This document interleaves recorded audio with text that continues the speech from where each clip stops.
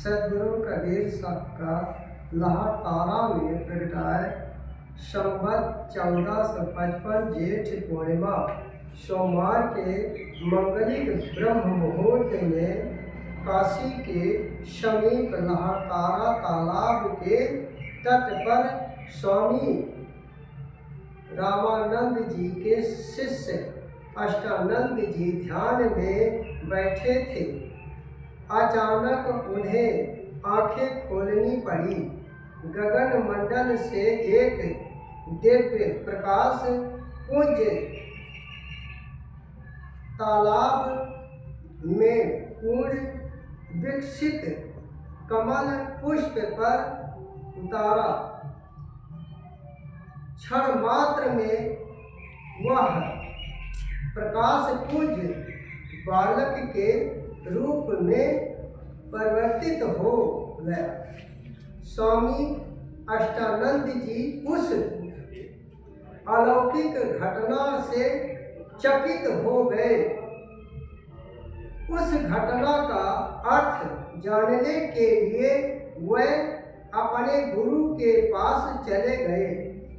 प्रकाश पुंज के रूप में अवतरित वही बालक आगे चलकर सदगुरु कबीर साहब के नाम से जगत प्रसिद्ध हुआ। इस संदर्भ में यह दोहा प्रसिद्ध है।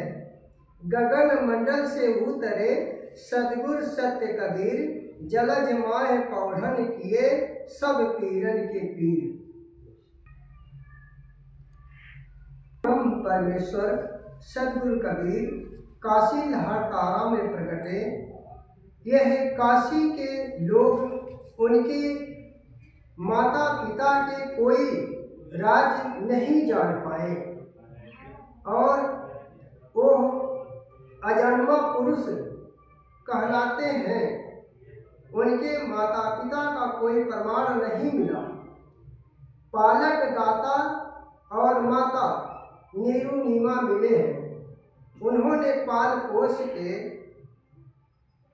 समझदार अवस्था में हुए। लोगों ने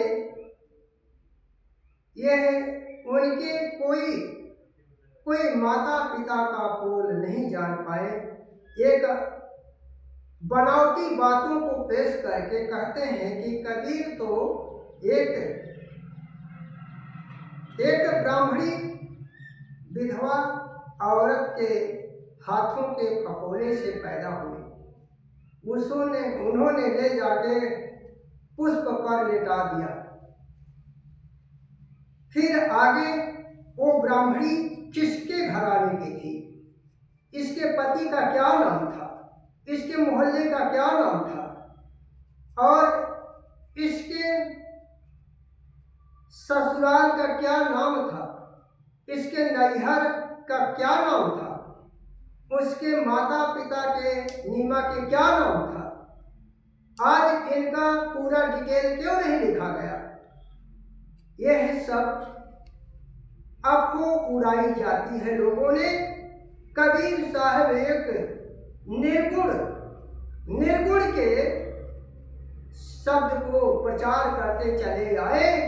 ढोंग पाखंड विडंबना से इस मानव जीव को तार के सीधे परमेश्वर परमात्मा के सटीक जोड़ते रहे हैं।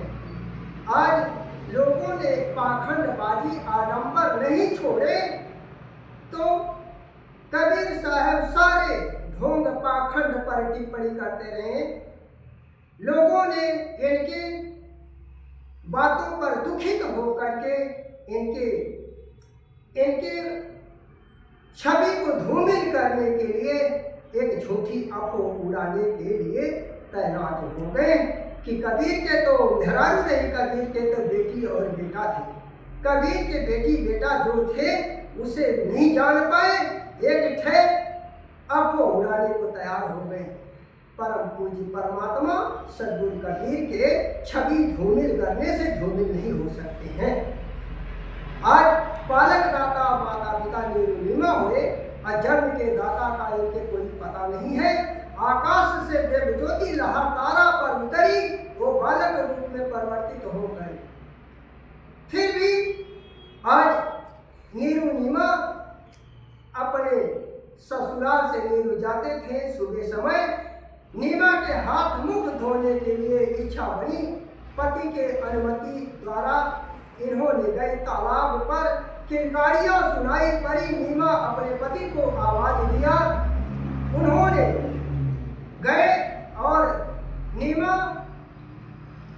के गोद खाली था पुत्र से।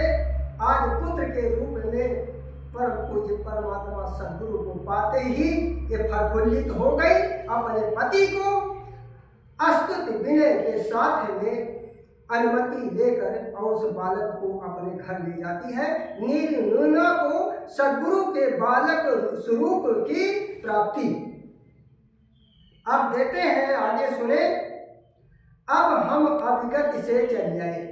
कबीर साहब नीरू नीमा से बोलते हैं, इनके असमंजस को मिटाने के लिए वे बहुत भ्रमित हो गए हैं। जबकि ये बाल स्वरूप में बोल पड़े कि हम तुम्हारे यहाँ अन्नहार नहीं करेंगे। 7 दिन की करोड़ बछेड़ी, उसी को दूध दूध के लाए, तब हम पिएंगे। ये सब बातों को सुन के ये सब लोग बहुत ज़्यादा असमंजस में पड़ गए। ये बालक इतना बड़ा छोटा, इतनी ऊंची बात, फिर होता क्या है। कबीर साहब नीरू और नीमा को क्या शब्द देते हैं। नीरू की शंका मिटाने बाल स्वरूप सद्गुरु बोल पड़े। अब हम अभिगत से चली आए, मेरा भेद मरम नहीं पाए। नहीं हम जन्मे गर्भ बसेरा, बालक हमें दिखलाए। काशी शहर जंगल बीच डेरा, तहाँ दुलाहा पाए। अगले जन्म हम कौल किया था, तब तेरे घर आए। नीमा ने अपने पति को मना लिया कि वह उसे उस बाल स्वरूप को घर ले चलने की अनुमति दे। दोनों बालक को घर ले आए। इस तरह नीमा और नीरू बालक स्वरूप सद्गुरु के पालक माता पिता बन गए। ये कहाँ का है? वाला